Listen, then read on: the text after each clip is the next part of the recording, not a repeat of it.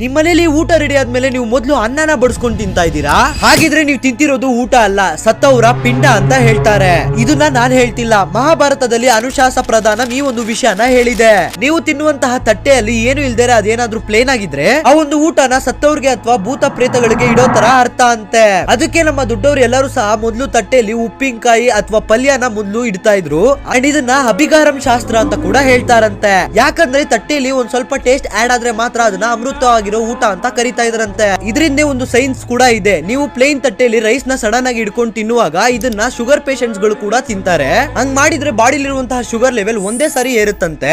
ಅದೇ ಆ ರೈಸ್ ಗೆ ಒಂದ್ ಸ್ವಲ್ಪ ಸಾರ್ನ ಹಾಕೊಂಡು ತಿಂದ್ರೆ ಒಂದ್ ಸ್ವಲ್ಪ ಶುಗರ್ ಲೆವೆಲ್ ಅನ್ನೋದು ಕೂಡ ಡೈಲ್ಯೂಟ್ ಮಾಡುತ್ತಂತೆ. ಅದಕ್ಕೆ ದೊಡ್ಡವರು ಮೊದಲು ಉಪ್ಪಿನಕಾಯಿನ ಇಟ್ಟು ಆಮೇಲೆ ಅನ್ನನ ಇಡ್ತಿದ್ರು. ನಿಮ್ಮನೇಲಿ ಫಸ್ಟ್ ಯಾವ ಊಟನ ಇಡ್ತಾರೆ ಕಮೆಂಟ್ ಸೆಕ್ಷನ್ ಅಲ್ಲಿ ಕಮೆಂಟ್ ಮಾಡಿ. ಈಗಲೇ ಒಂದು ವಿಷಯನ ಆದಷ್ಟು ನಿಮ್ಮ ಫ್ರೆಂಡ್ಸ್ ಫ್ಯಾಮಿಲಿ ಪ್ರತಿಯೊಬ್ಬರಿಗೂ ಕೂಡ ಶೇರ್ ಮಾಡಿ. ಅಂಡ್ ಇದೇ ರೀತಿ ಕಂಟೆಂಟ್ ಗೆ ನನ್ನ ಅಕೌಂಟ್ ನ ಫಾಲೋ ಮಾಡ್ಕೊಳ್ಳೋದು ಮರಿಬೇಡಿ.